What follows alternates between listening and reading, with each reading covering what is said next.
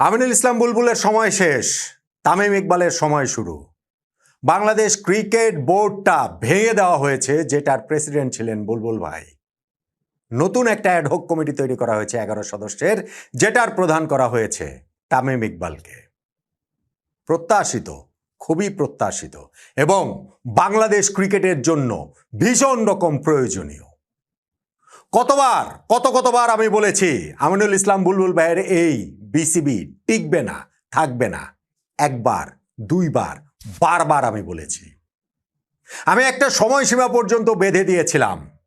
12ই ফেব্রুয়ারি বাংলাদেশে জাতীয় সংসদ নির্বাচন যখন হয়, তখন বুলবুল ভাইদের এই ক্রিকেট বোর্ডের 4 বছরের মেয়াদের মধ্যে 4 মাসের মাত্র পেরিয়েছে এবং আমি বলেছিলাম পরের 4 মাস তারা পার করতে পারবে না।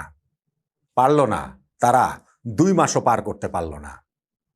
আমি বলেছিলাম আমিনুল ইসলাম বুলবুল ভাইয়ের এই ক্রিকেট বোর্ড থেকে বিদায় হবে অপমানের মাধ্যমে, ভীষণ রকম অপমানের মাধ্যমে।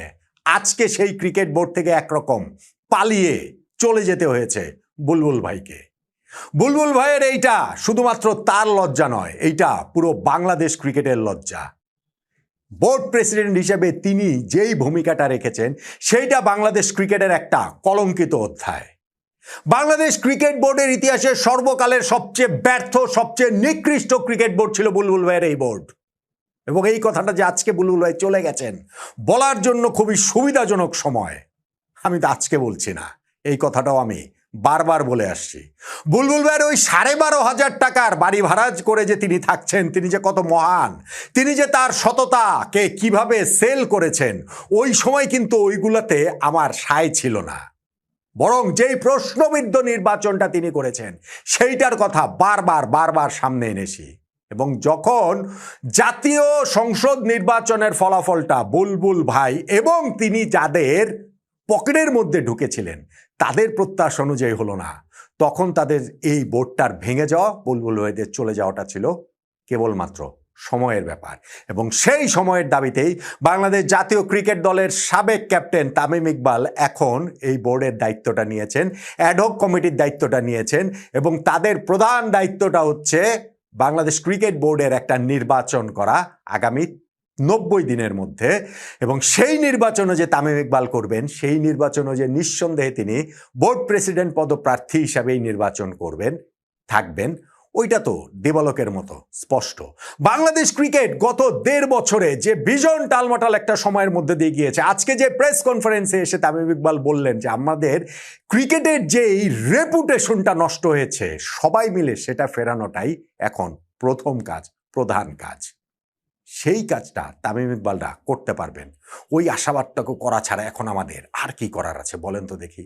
কিন্তু একই সঙ্গে আমি ভীষণ হতাশ হয়ে যাই আমিনুল ইসলাম বুলবুল ভাইয়ের কর্মকাণ্ডে। আমি ব্যক্তিগতভাবে কোনোদিন ভাবতে পারি নাই যে তিনি এই রকম কর্মকাণ্ড করবেন, তিনি এইরকম লোভের ফাঁদে পড়বেন, তিনি এইভাবে জমি বিক্রি করতে এসে ক্রিকেট বোর্ড প্রেসিডেন্ট হয়ে যাবেন।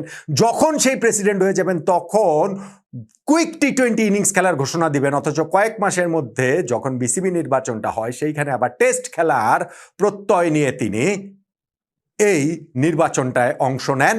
সেই নির্বাচনটা ছিল আসলে একটা সাজানো নির্বাচন, সেই নির্বাচনটা ছিল একটা প্রশ্নবিদ্ধ নির্বাচন। এবং বাংলাদেশে যখন এই নতুন সরকার গঠিত হলো 12ই ফেব্রুয়ারি জাতীয় সংসদ নির্বাচনের পর, যখন সবকিছু ঢেলে সাজানো হচ্ছে, ওই নির্বাচনটার কার্যকারিতা নিয়ে, কার্যক্রম নিয়ে একটা তদন্ত কমিটি তৈরি করা হয়েছে। এবং সেই তদন্ত কমিটি যে রিপোর্টটা দিয়েছে, সেইখানটাতে স্পষ্ট হয়ে গিয়েছে যে বুলবুল ভাইদের সেই নির্বাচনটা কিরকম সাজানো ছিল। তারই প্রেক্ষাপটে জাতীয় ক্রীড়া পরিষদ বাংলাদেশ ক্রিকেট বোর্ডটা ভেঙে দিয়েছে।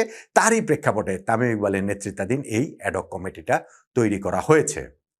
বুলবুল ভাইদের এই বোর্ড বাংলাদেশ ক্রিকেট বোর্ড ইতিহাসের সর্বকালের সবচেয়ে ব্যর্থ এবং নিকৃষ্ট বোর্ড। আমি কেন বলি? আমার কাছে 1 নাম্বার কারণ, সবচেয়ে বড় কারণ, তাদের সময় বাংলাদেশ টি20 বিশ্বকাপ খেলে নাই। কিসের লোভে পড়ে, কিসের ফাঁদে পড়ে, কোন ষড়যন্ত্রের অংশ হিসাবে এই কাজটা তারা করতে দেন নাই? অবশ্যই এইটা তদন্ত করে বের করতে হবে। এখন তারা বোর্ড থেকে চলে গেছেন, তাদেরকে বোর্ড থেকে ঘাড় ধাক্কা দিয়ে বের করে দেওয়া হয়েছে, যথেষ্ট না। কারাই এই ক্রিকেট কালপ্রিট, সেগুলো অবশ্যই খুঁজে বের করতে হবে। এবং আরেকটা কারণে তারা ব্যর্থ, যেই নির্বাচনটা যেই রকম সাজানো নির্বাচন করছে না, ক্রিকেট বোর্ডের নির্বাচন যে কখনোই একেবারে পুরোপুরি 100% সহি নির্বাচন হয়েছে আমি সেটা বলবো না, কিন্তু এইরকম প্রশ্নবিদ্ধ নির্বাচন আমি অন্তত আমার এই যে 25-26 বছরের সাংবাদিকতা ক্যারিয়ারে কোনোদিন দেখি নাই। সেটা করে তারা পার পেয়ে যাবেন ভেবেছিলেন, পার তো পান নাই। বুলবুল ভাই ওই সিম্প্যাথি কার্ড প্লে করবেন ভেবেছেন, করবেন তিনি, সামনে অনেক কিছু বুলবুল ভাই করবেন, আমরা সেটা দেখবো। আমরা দেখেছি না 9 ঘন্টা ম্যারাথন মিটিং করার পর প্রেস কনফারেন্সে এসে মিডিয়ার মুখোমুখি আর সাহস দেখাতে পারেন না তিনি, কিন্তু ঠিকই একটা টেলিভিশন চ্যানেলে গিয়ে তিনি তার কমফোর্ট জোনে থেকে ইন্টারভিউ দিয়ে কিভাবে নিজেকে ডিফেন্ড করার চেষ্টা করেন এবং বলেন যে তিনি লাস্ট পার্সন হিসেবে থাকবেন চেয়ার ছেড়ে দেওয়ার ক্ষেত্রে, যেই দিন তার ক্রিকেট বোর্ডের একের পর এক পরিচালক পদত্যাগ করছিল। ক্রিকেট বোর্ডের 7 জন পরিচালক 25 জনের মধ্যে পদত্যাগ করে ফেলেছে, কিন্তু তখনও বুলবুল ভাই বলছিলেন যে না, আমি হব দ্য লাস্ট পার্সন, আমি একটা চেয়ার নিয়ে বসে থাকবো। কই চেয়ার নিয়ে তো বসে থাকতে পারলেন না। আজকেও তো আপনি ক্রিকেট বোর্ড চেয়ার প্রেসিডেন্ট হিসাবে পূর্বাচলে গিয়েছেন, মিডিয়ার সঙ্গে কথা বলেছেন, তারপরে তো ওইখান থেকে ক্রিকেট বোর্ডে এসেছেন, কিন্তু যখন ওই যে জাতীয় ক্রীড়া পরিষদ থেকে ক্রিকেট বোর্ড ভেঙে দেওয়ার ঘোষণা এলো, ঠিকই তো বিসিবির ওই যে পেছনের গেট দিয়ে বেরিয়ে মিডিয়াকে আড়াল করে চলে যেতে হয়েছে গাড়িতে উঠে। সেইটা বুলবুল ভাইয়ের কাছে কতটা লজ্জা লাগে জানি না, আমাদের কাছে লজ্জা লাগে।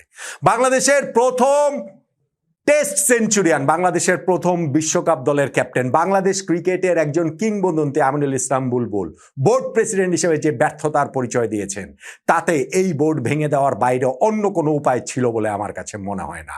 এই বোর্ড নিয়ে যতই বড় বড় কথা বুলবুল বেলা বলুন না কেন, তারা যেই নির্বাচনটা করেছেন সেইটা তদন্ত কমিটির রিপোর্টে উঠে এসেছে। প্রোপাগান্ডা চলেছে এর মধ্যে, অনেক প্রোপাগান্ডা, যে না তদন্ত কমিটির এই রিপোর্টের মধ্যে তাদেরকে ক্লিন চিট দেওয়া হয়েছে, তারা ভালো, তাদের নির্বাচনে কোনো সমস্যা নাই।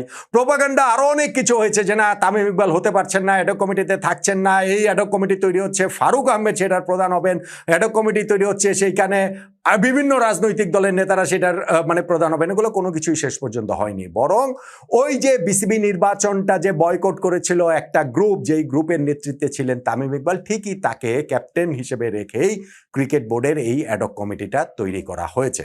আমরা এটা নিয়ে সামনে আরও কথা বলবো, অনেক রকম কথা বলবো, এবং আমার কাছে ধরেন যে এটা যে আমার ভালো লাগে বিষয়টা তা না।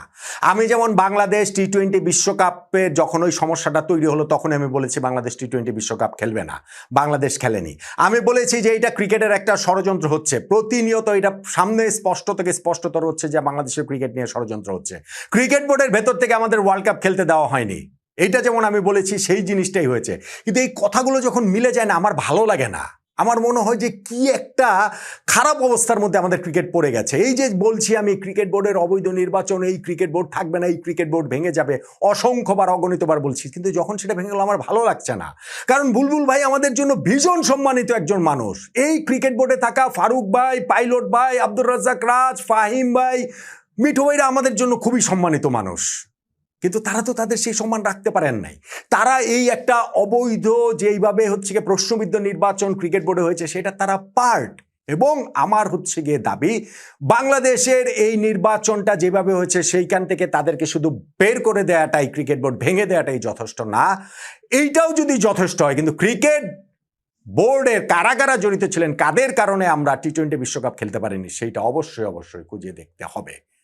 নতুন যে অ্যাডক কমিটি হয়েছে তামিম ইকবালের নেতৃত্বাধীন, তাদের জন্য শুভকামনা থাকলো। অবশ্যই আশা করব 90 দিনের মধ্যে তারা একটা নির্বাচনের ব্যবস্থা তৈরি করতে পারবেন, ডিসিশন দিতে পারবেন। অবশ্যই আশা করব তামিম ইকবাল যেমন বলেছেন আজকে প্রেস কনফারেন্সে যে না তিনি সেই নির্বাচনটা করবেন, অবশ্যই আশা করব একটা সেটেল ক্রিকেট বোর্ড হবে, যারা এই 1.5 বছরে আমাদের ক্রিকেট রেপুটেশনে যেই ক্ষতিগুলো হয়েছে গত 1-1.5 বছরে, সেই ক্ষতিগুলো পুষিয়ে নিয়ে আমরা সবাই মিলে আবার ক্রিকেট আনন্দে মেতে উঠব। যেই ক্ষতিটা বুলবুল ভাইরা করে গিয়েছেন সেই ক্ষতিটা তামিম ইকবালরা পুষিয়ে নিতে পারবেন। এখন এই ভীষণ রকম অন্ধকার সময়ে বাংলাদেশ ক্রিকেট বোর্ডের দাঁড়িয়ে, বাংলাদেশ ক্রিকেটের অন্ধকার সময়ে দাঁড়িয়ে, এই তামিমের নেতৃত্বে যখন অ্যাডক কমিটিটা হয়েছে, তখন আমরা একটু করে তো আশার আলোটা দেখতেই পারি না, বলুন তো?